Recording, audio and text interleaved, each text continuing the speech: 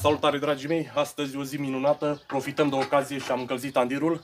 Vom băga aceste frigărui cu aripi de pui. Iată că am făcut și o rimă. Ia priviți cum arată. Da?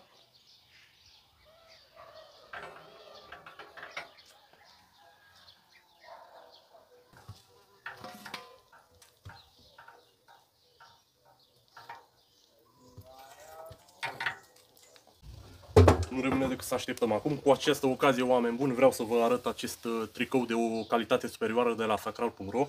Unii spun că e doar o haină, dar pentru mine e mult mai mult. E credința mea purtată la vedere, nu din frică, ci din iubire pentru Dumnezeu. Hainele de la sacral.ro sunt făcute cu suflet și brodate cu simboluri ortodoxe. Poartă ce simți.